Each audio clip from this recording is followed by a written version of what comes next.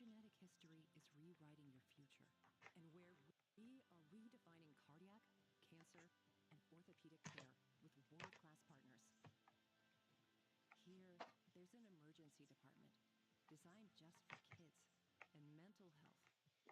My head is far down under the grass, but the footsteps got closer. Next thing I knew, the grass beside me parted with a rifle, and I was face to face with the barrel of his gun. The guard looked straight at me, then down at Hannah, tiny and sick, crying in my arms. He stared at her for a long time, then back up to me. The rifle was inches away from my face. Shift change happens in 10 minutes. This is your chance. Next guard won't be so nice. He stood up and walked away. I counted exactly 10 minutes and moved toward the water. I waded in with Hannah on my shoulders. The current was so strong I couldn't swim, so I walked. A third of the way across the salty water hit Hannah's face and she screamed. The spotlight hit us.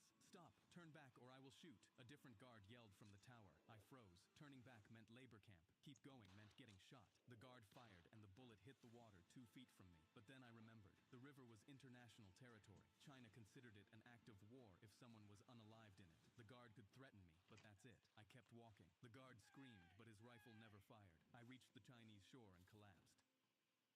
I was sitting in a group therapy meeting with 5 strangers when a projector lit up the wall in front of us. "Open the closet to your right." We walked towards it, and inside saw 6 wrapped boxes with each of our names written on them. I looked around and realized the people here weren't actually strangers. They were all people from a party that I went to 10 years ago, where a girl named Maya Torres had tragically died. Whoever had organized this meeting had clearly gathered us on purpose. We took the boxes and opened them at our desks. One person had Maya's scarf. Another had a sample of a fingerprint, with someone even having a vial of what we assumed was her blood. But my box had an envelope. We all gathered around to open it, and when we did, our jaws dropped. The envelope had 6 photos. All photos were time-stamped from this morning, blood-stained, and showed different people in dimly lit rooms. All were tied up and heavily bruised. "That's my wife," someone said. "That's my parents." I looked at the photos and saw my daughter. But there was something else in the envelope. A small note that said, "Maya Torres killer is one of you 6. You have 10 minutes to confess, or you'll never see anyone in these photos again." Just as we read the note, the projector lit up the wall again, this time a 10-minute timer appearing and counting down. We went into panic immediately. We tried to call police,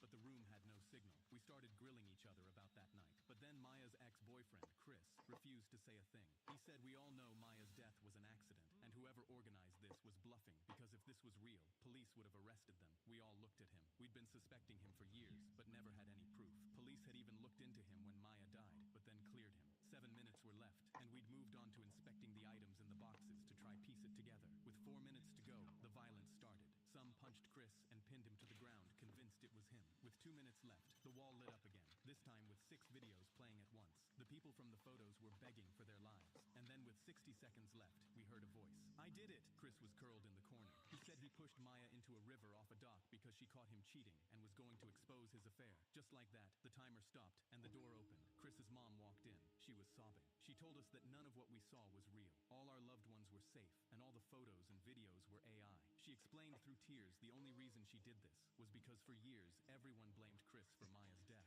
but she never believed them, losing family and friendships defending her son's name. She wanted to prove he was innocent and engineered a situation where a guilty person would confess. She expected him to stay silent, but he didn't. In trying to prove her son was innocent, she proved he was guilty. I manipulated my dad into doing exactly what I wanted. On my dad's 50th birthday, he decorated the entire living room to look like him and my mom's wedding day. "Your mom's been distant recently, so I want to surprise her with a proposal. Her smile is the only birthday present I need." When my mom finally walked in, she marched straight past my dad, who had his arms open for a hug and started eating like a raccoon. "Mom, did you even get Dad anything?" She laughed. "Get him anything for what?" I looked over, and my dad was broken. I followed him out towards the hallway. "How long are you gonna keep pretending this is okay?" He just stared at the floor with a dish towel over his shoulder. "Your mother's not a bad person. She just shows love differently." I knew I had to do something to show my dad he can do better. So I left the house and knocked on my neighbor Vanessa's door. Some guy walked out buttoning his shirt, and she leaned against the doorframe, still fixing her hair. "Who was that?" She smiled. "Just some guy that likes me." I knew she was perfect for my plan, so I asked, "Do you want to come over for dinner next week as my girlfriend?" "Sure, I guess." As she slammed the door in my face, I smiled brighter than ever. When Vanessa came over a week later, she marched straight to the dinner table and started eating. My mom sat beside her and started eating too. My dad looked stunned. We sat down with them, and I grabbed Vanessa's hand. "I think I'm starting to fall in love with you." She didn't look up. "Thanks, I guess." My dad was even angrier than me. "My son just told you he loves you, and you can't even your fork down. Relax, Dad. She just shows love differently. I looked back to Vanessa and slid a box across the table. I got you something, my love. Can I open it later? I'm eating. I forced myself to tear up, and my dad stood up. I've had enough of you. Get out. After seeing how similar Vanessa was to my mom, my dad finally filed for divorce from my mom. And a year later, on my dad's 51st birthday, his new girlfriend threw him a surprise party. I asked my daughter to send a photo of the man following her. When I saw who it was, I dropped everything and drove straight to her. It was 11 p.m., and I was still at the office when my 15-year-old daughter texted me, "Dad, someone's been following me since 3 train stops ago. He has a knife. I'm scared." My heart dropped into my stomach. She sent me a pin drop of her location, and I was ready to call the police. I responded saying, "Try to send me a photo of who it is so I can describe him to the police officers." She sent it. I recognized him instantly. He was my psycho ex-wife's son. Me and my psycho ex-wife broke up years ago.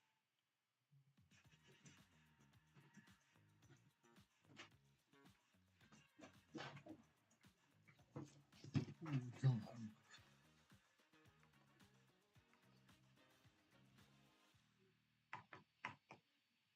I'm Adam, co-founder of Helix. We saw that buying a mattress is way too confusing. Injuries. I parked as fast as I could and ran up to them. "What the hell is going on?" My daughter stood up and interrupted me. "Dad, relax.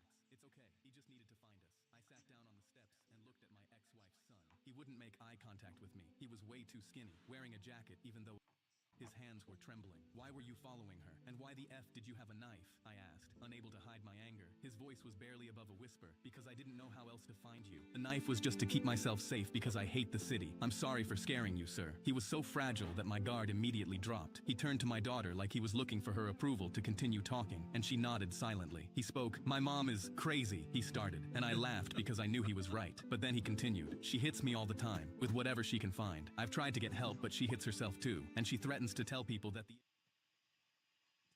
There were tears streaming down his face, and my daughter gave him a hug. He spoke. "I knew I had to find you. You're the only adult that knows who my mom really is, and you're the only adult who's ever been nice to me." I just sat there looking at this kid. Long story short, we filed adoption papers, and that's how my stepson became my actual son. My best friend had been hiding something from me since the day we met. We met on a Friday after school when I saw him carrying a stack of books. A group of guys were walking past him, and one of them tripped him. He hit the dirt, and his books went everywhere. Another one stepped on his glasses, and they all laughed. I almost kept walking, but something made me stop. I put down my bag and helped him pick everything up. His glasses were cracked and his hands were shaking, but he looked up at me and sort of smiled. His name was Kyle. I asked him why he was carrying so many books. He just shrugged. I was heading to a party that night, and I don't know why, but I invited him. Kyle actually showed up. We started talking, and he was a lot cooler than I expected. That Monday, I caught him at his locker, and after some small talk, we started hanging out every day. By junior year, we were inseparable. By senior year, he was a completely different person, confident, funny, and girls loved him. One afternoon, I went over to his house, and his mom opened the door. Before I could even say hi, she pulled me into a hug. She held on for a long time, and when she let go, her eyes were red. "Thank you for being his friend. You have no idea what it means to me." I told her it was nothing. She shook her head. "No, it's everything." Graduation day. Kyle had the highest grades in our class, so he had to give a speech. He was shaking backstage. I told him he'd be great. He walked up to the podium and looked out at the crowd. He didn't give his speech. He told our entire grade about that Friday, how he was carrying every book from his locker because he'd planned to take his own life that night. He didn't want his mom to have to come clean out his locker after he was gone. He said a kid he'd never spoken to stopped and helped him pick up his books and invited him to a party. He looked at me. He saved my life that day, and he didn't even know. My wife called. "There's a man in our house with a knife." I left my work meeting. "Where are you right now?" "In the bedroom closet." I heard him come in through the back door. Her voice kept breaking. "Please come home." The police didn't answer my call. I was extremely worried and ran straight to my car. The second I hit the highway, I called 911, not knowing if they would pick up, but they picked up instantly. I thought it was weird because my wife said they didn't answer her call, but I ignored the thought and just focused on giving them our address. I was 2 minutes away when my phone buzzed with a text from her. "Please hurry." I pulled into our driveway and took the gun out of the glove compartment. When I looked through the window, I expected to see a man with a knife, but instead, there were were party streamers everywhere, large cake on the table. I had no idea what was going on, and I needed to know if my wife was okay. The back door was cracked open, so I crept inside. Get away from her! 20 people turned toward me. Pink and blue balloons filled the ceiling. My wife's dad was standing over a 3-tier cake with the knife in his hand. A banner above him read, "Daddy to be." My wife stepped out from behind him holding an ultrasound. Surprise! I'm finally pregnant! Suddenly, officers poured through the front door with their weapons drawn. Drop the knife! My wife put her hands in the air. Wait, this was a prank. I just wanted to surprise my husband that we were finally pregnant after 2 years of trying. I did it this way because I wanted it to be memorable. My wife's dad was laughing. She told you not to call them. I grabbed the knife and went to cut the cake. Well, now there really is a man in our house with a knife. I cracked open my first can of the 100 energy drinks and clicked record on my camera, ready to break the Guinness World Record for no sleep of 11 days and 25 minutes. I had insomnia and figured it would be easy. The first 24 hours flew by and I posted how simple this was. But then 3 days in, I started seeing shadows, hearing voices, and my girlfriend's face suddenly distorted into creepy shapes. 6 days in, I had to buy more energy drinks and could feel stabbing pains in my heart. 192 hours in, I had to call a doctor friend on standby because there were only 2 ways this challenge was ending. Me at the finish line or me at the morgue. 9 days in, I lived on the floor, hiding from the skinwalkers around me who wanted to peel off my skin. Day 11, I was hooked up to an electroshock machine so I'd stay awake. When the challenge was over, a doctor told me I'd permanently damaged my brain, reducing my IQ by 25 points. And when I emailed Guinness World Records, I got a reply saying they find my attempt admirable. But if I'd looked through their website, I would have seen they no longer recognize new attempts as official, as they don't want to encourage people destroying their health. At dinner, my wife demanded we swap partners, so I agreed. My wife dropped it at dinner at Cassie and Paul's house. Cassie was her maid of honor. We're swapping partners every Thursday. It's already decided. Then she whispered, last Tuesday, in our bed. She told me if I said no, she'd file tomorrow and take the house. I built that house. I looked at Cassie. She wasn't crying. She was completely still. I said fine. My wife smiled. Cassie didn't. I brought Cassie white roses on our first swap because nobody ever bought her flowers. Over dinner, she told me Paul hadn't touched her in months. When I got home, my wife was waiting for me.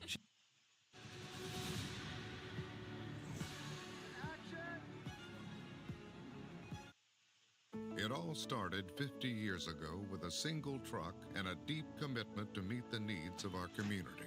Since then, we've continued to innovate, developing cutting-edge solutions to meet the demands of the homes and businesses we serve.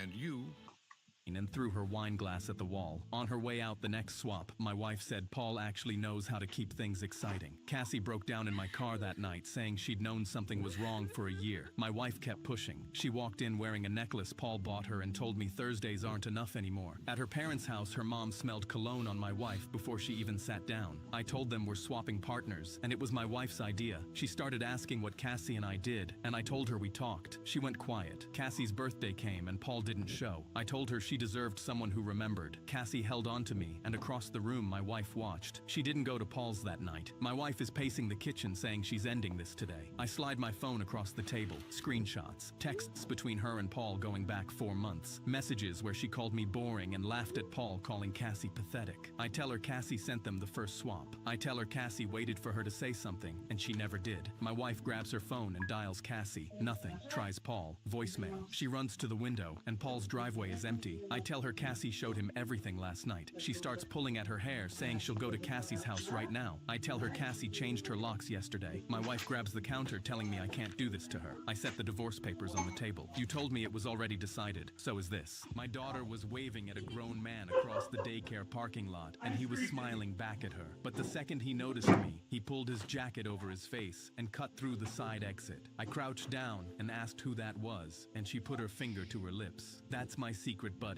I asked my wife about it at home, and she said, she's 4. She probably waved at a stranger and made up a story. I don't care. Something is wrong with that man. I'm going to the police. She snatched my car keys out of my hand. And say what? That our 4-year-old has an imaginary friend? You're embarrassing yourself. I dropped it. But when I was getting my daughter ready for bed, a handful of candy fell out of her jacket pocket. I sat on the edge of her bed and asked where she got it. She held up her pinky. Promise you won't tell anyone. I wrapped my pinky around hers. yours. My secret buddy gives them to me when you're not around. Where does he give you candy? Here, when he comes to help mommy. I gripped the edge of her mattress. What does mommy need help with? He gives me candies and I count to 5,000 while he helps mommy fix her squeaky bed. I thanked her for telling me the truth and kissed her goodnight. I hope she's ready to grow up without a mom. I was in the principal's office when he said, "We know you set off a stink bomb in the boys' bathroom. It's been 2 hours. Just stop denying it." I was more impressed than anything else. But how? I blocked all the known security cameras and did it completely alone. I didn't even tell anyone about it. The principal smirked and said, "We have our ways," before handing me a detention card. So I made a beeline right back to the boys' bathroom, because I had to figure out their method. I quickly scribbled a gang sign on a sticky note and waved it around the bathroom to see if they'd catch me. Except this time, I made quadruple sure to only leave when the coast was clear. But somehow the next day, I still landed back in the principal's office. "We caught you again." I leaned in. "How?" He shrugged. "Let's just say, all of the teachers are on alert, one of the perks of the job." But I wasn't giving up that easily. So when he wasn't looking, I turned on the anonymous calling feature and called his phone. His phone rang, but he refused to leave until I said, "I heard Kimberly's mom was going to call you today. Something about a lawyer." He glared at me before leaving. As soon as he walked out, I went behind his desk and saw it. His computer screen was still on, and I saw a grid of live camera feeds on the screen. As I looked closer, I almost vomited from shock. Turns out his perks of the job included cameras angled inside the students' toilet bowls. I heard him coming back, so I jumped behind the desk and just nodded until he was finally done talking. I called the police as soon as I was outside, and the next smoke bomb he saw was in prison. My roommate stole my food for 6 months, so I finally cooked him the meal he deserved. I dropped another ghost pepper into the bowl and kept mixing. Sticky notes, labels, group texts, and a combination lock on a Tupperware had all done nothing. Every time I caught him, he shrugged through a mouthful of my food and said the same thing. "Bro, it's just food." Tonight, I rolled the meatballs and slid them onto the bottom shelf with the usual sticky note. I left the recipe card on the counter and went to my room to wait. 20 minutes later, right on cue, the fridge opened down the hall. The microwave kicked on a few seconds after. By the time it beeped, my bedroom wall was vibrating with the sound of him chewing. He yelled through the wall, "Bro, why have you been hiding these from me?" The front door opened before I could answer. His girlfriend dropped her keys on the counter and asked what smelled so good. He shouted back, "Babe, you have to try these meatballs my roommate randomly made." She picked one up, smelled it, and asked why they looked so red. He laughed. "Bro, it's just food." The next sound was a wet bite, followed by a long, suspicious pause. Both bathroom doors slammed at the exact same second. She started first. A long "eh" came through the guest bathroom door like a fire alarm. He banged on his door, screaming, "You poisoned me! I'm calling poison control!" I went and got the rest